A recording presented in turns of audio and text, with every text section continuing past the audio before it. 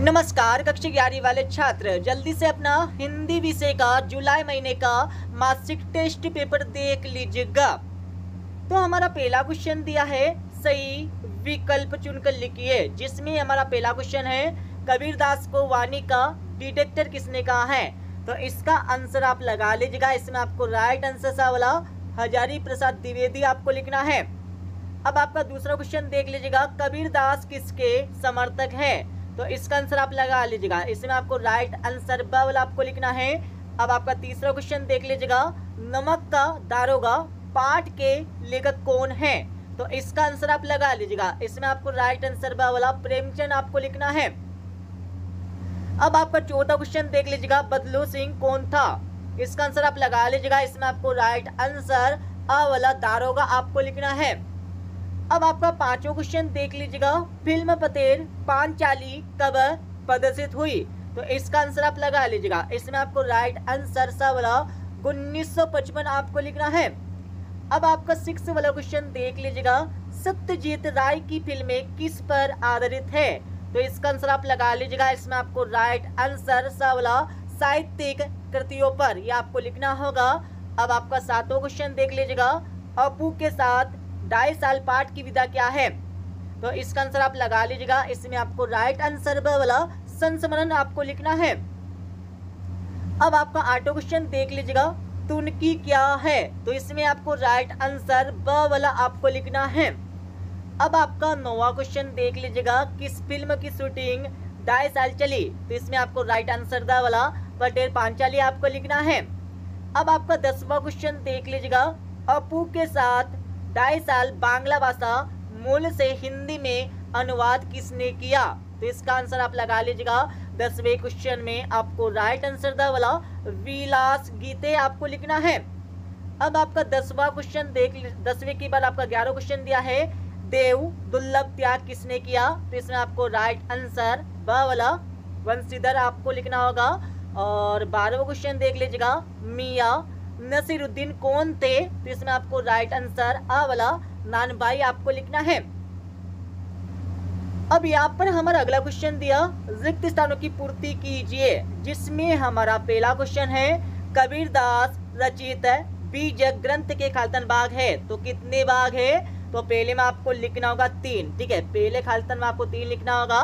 दूसरा आपका दिया है, जिंदगी नामा की लेखिका खाल्तन है। तो दूसरे खाल्तन में आपको लिखना होगा कृष्णा सोबती। कृष्णा सोबती आपको लिखना है।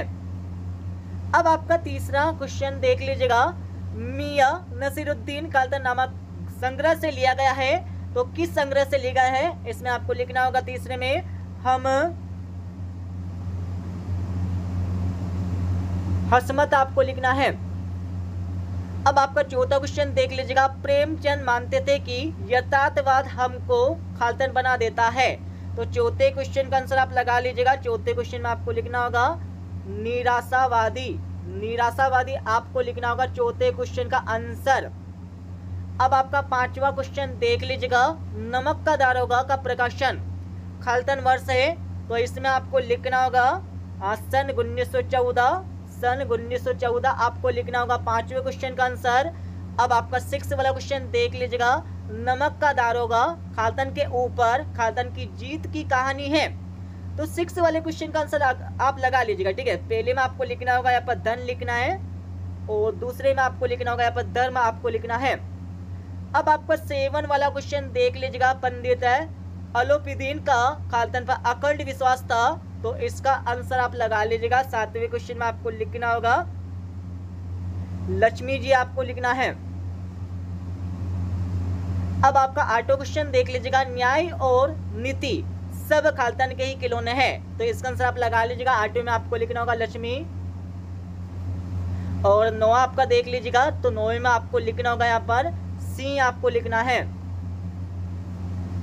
अब आपका अगला क्वेश्चन देख लीजिएगा। इस क्वेश्चन में आपको सही जोड़ी का मिलान करके लिखना होगा। तो सही जोड़ी का मिलान कर लीजिएगा। जैसे कि हमारा पहला दिया है बरकत, तो इसमें आपको लिखना होगा वृद्धि आपको लिखना है।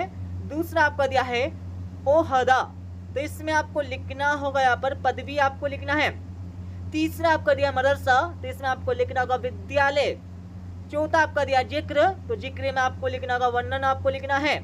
पांचवा आपका देख लीजिएगा हुनर, तो इसमें आपको लिखना होगा कला। अब यहाँ पर अगला क्वेश्चन देख लीजिएगा, इस क्वेश्चन में आपको सत्य अथवा असत्य बताना होगा। जिसमें हमारा पहला क्वेश्चन दिया तो मैं आपको डायरेक्ट इनके आंसर बता देता हूँ, ठीक है। जो हमारा पहला दिया, पहला आपका बिल्कुल सत्य हो जाएगा। दूसरा आपका दिया, दूसरे भी आपका बिल्कुल सत्य हो जाएगा, ठीक है। तीसरा आपका दिया है बाबू वंशीधर जमींदार था, तो बिल्कुल नहीं था, असत्य हो जाएगा। और चौथा आपका दिया, चौथा आपका बिल्कुल सत्य हो जाएगा। पांचवा भी आपका लगा लीजिएगा, पांचवा आपका बिल्कुल यहाँ पर असत्य होने वाला है। और सिक्स वाला आपका देख लीजिएगा, सिक्स वाला आपका बिल्कुल सत्य होने वाला है, ठीक है। सातवां क्वेश्चन देख लीजिएगा, सातवां क्वेश्चन आपका बिल्कुल सत्य है। और आठवां आपका दिया है खिल्ली उड़ाना का तात्पर्य खुश होना है, तो बिल्कुल नहीं है, असत्य हो जाएगा। और आपका नौवां दिया है, तो नौवां आप लगा लीजिएगा, बिल्कुल यहाँ पर सत्य हो जाएगा, ठीक है। और उसके साथ ही आपका यहाँ पर 10वां दिया है कबीर की भाषा सदुक्कड़ी है, तो बिल्कुल यहाँ पर है, सत्य हो जाएगा। और 11वां आपका दिया है कबीर परमात्मा के साकार रूप में आस्था रखते थे, तो बिल्कुल यहाँ पर रखते थे, सत्य हो जाएगा। और 12वां आपका दिया, 12वां भी आपका बिल्कुल सत्य है। और 13वां भी आपका बिल्कुल सत्य हो जाएगा, ठीक है।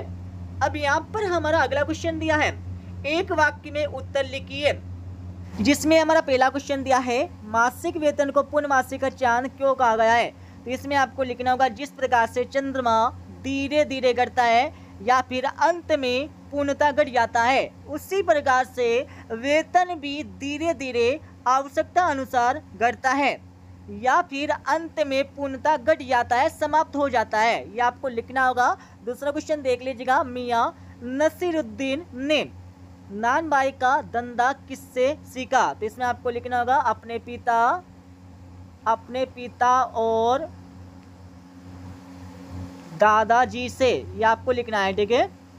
अब आपका तीसरा क्वेश्चन देख लीजिएगा, मानव शरीर के न पंच तत्वों से बना है, तो इसमें आपको लिखना होगा सबसे पहले हवा लिखना है, हवा के बाद आपको अग्नि लिखना होगा, अग्नि के बाद आपको जल लिखना है, जल के बाद आपको आकाश लिखना है, आकाश के बाद आपको लिखना होगा यहाँ पर मिट्टी आपको लिखना है, ठीक है। अब आपका यहाँ पर चौथा क्वेश्चन देख लीजिएगा, अपू की माँ का नाम क्या है या क्या था, तो चौथे क्वेश्चन का आंसर आप लगा लीजिएगा। चौथे क्वेश्चन में आपको लिखना होगा सर्वजया, सर्वजया आपको लिखना है। अब आपका पांचवा क्वेश्चन देख लीजिएगा, मियाँ नसीरुद्दीन की दुकान किस मोहल्ले में थी, तो किस मोहल्ले में थी, पांचवें क्वेश्चन का आंसर आप लगा लीजिएगा। इसमें आपको लिखना होगा गवैया मोहल्ले, क्या लिखना है, गवैया मोहल्ला आपको लिखना होगा, ठीक है, अच्छे से लिख लीजिएगा। और आपका 6 वाला क्वेश्चन देख लीजिएगा, कगारे का वृक्ष का अर्थ लिखिए, तो इसमें आपको लिखना होगा कगारे के वृक्ष से अभिप्राय उस वृक्ष से होता है जिसकी उम्र हो चुकी होती है और वह गिरने के कगार पर खड़ा होता है, यह आपको लिखना होगा, ठीक है। अब आपका 7वां क्वेश्चन देख लीजिएगा, पोवारा का अर्थ लिखिए, तो इसमें आपको लिखना होगा, इसका अर्थ आपको बताना है, तो इसका आंसर आप लगा लीजिएगा। इसमें आपको लिखना होगा बहुत ज्यादा लाभ पाना, यह आपको लिखना है, ठीक है, लिख लीजिएगा अच्छे से। अब आपका 8वां क्वेश्चन देख लीजिएगा, पीर का मजार का अर्थ लिखिए, तो इसमें आपको लिखना होगा, क्या लिखना है, 8वें क्वेश्चन में आपको लिखना होगा कोई दर्शनीय स्थल, इसमें आपको लिखना होगा कोई दर्शनीय स्थल, आपको 8वें क्वेश्चन का आंसर लगाना होगा। अब आपका 9वां क्वेश्चन देख लीजिएगा, नमक के दफ्तर से 1 मील पूर्व की ओर कौन सी नदी बहती थी, तो 9वें क्वेश्चन का आंसर आप लगा लीजिएगा। 9वें क्वेश्चन में आपको लिखना होगा जमुना, जमुना आपको लिखना है। अब आपका 10वां क्वेश्चन देख लीजिएगा, पंडित अलोपीदीन किस स्थान से थे, तो इसमें आपको लिखना होगा, क्या लिखना है, दाता गंज आपको लिखना है, ठीक है। इसके साथ आपका 11वां क्वेश्चन देख लीजिएगा, संचार शब्द की उत्पत्ति का मूल शब्द लिखिए, तो यहाँ पर 11वें क्वेश्चन का आंसर आप लगा लीजिएगा, संचार के चर धातु से हुई है, तो इसमें आपको लिखना होगा संचार चर धातु से यहाँ पर हुई है, ठीक है, उत्पत्ति, ये आपको चर लिखना होगा। अब आपका 12वां क्वेश्चन देख लीजिएगा, ऑल इंडिया रेडियो की स्थापना भारत में कब हुई, तो इसमें आपको लिखना होगा सन सन 1936 में। और इसके साथ आपका 13वां क्वेश्चन देख लीजिएगा, हम तो एक एक करी जानो में निहित अलंकार लिखिए। तो इसमें कौन सा अलंकार ही आपको बताना होगा, इसका आंसर आप लगा लीजिएगा। इसमें आपको लिखना होगा यमक अलंकार। अब आपका 14वां क्वेश्चन देख लीजिएगा, काव्य के भेद लिखिए।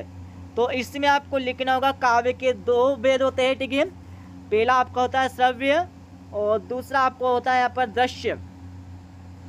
दृश्य और श्रव्य आपको लिखना होगा। और आपका 15वां क्वेश्चन देख लीजिएगा, प्रबंध काव्य के भेद आपको बताना होगा।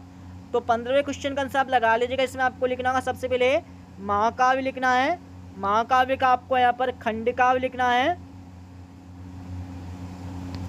खंड काव्य के बाद आपको लिखना होगा आख्यानक गीतिया। लिख लीजिएगा अच्छे से, आख्यानक गीतिया, ये आपको लिखना है, ठीक है।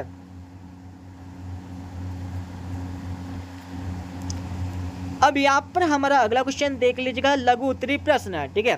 तो यहाँ पर पहला क्वेश्चन आपका दिया है, ईश्वर प्रदत्त वस्तु क्या है, उसके निषेध के कारण क्या परिणाम सामने आए, इसके बारे में आपको बताना होगा। और दूसरा क्वेश्चन आपका दिया है, दुनिया सोती थी पर दुनिया की जीव जागती थी। पंक्ति से आपको आशय बताना होगा।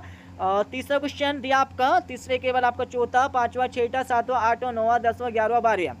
तो इन सभी के आंसर आपको स्वयं को पढ़ना होगा, स्वयं को याद करना होगा। तो अच्छे से पढ़ लीजिएगा और आपका टेस्ट में अच्छे यहाँ पर नंबर लेकर आइए, ठीक है। तो यहाँ पर 35 तक आपके क्वेश्चन हो जाएंगे, पूरा अच्छे से देख लीजिएगा। इसके साथ ही यहाँ पर ग्रामर से आपके क्वेश्चन पूछे निम्नलिखित विषयों का भाव पल्लवन करके आपको लिखना होगा। तो इन सभी का आपको भाव पल्लवन करके लिखना होगा, ठीक है। और इसके साथ ही यहाँ पर संवाद लेखन आपको दिया है, जिसमें आपको संवाद लिखना होगा। और इसके साथ ही आपका अगला क्वेश्चन दिया है, निम्नलिखित विषयों में अनुच्छेद आपको लिखना होगा। तो आप सभी को यहाँ पर अनुच्छेद लिखना होगा परीक्षा में, मतलब टेस्ट में।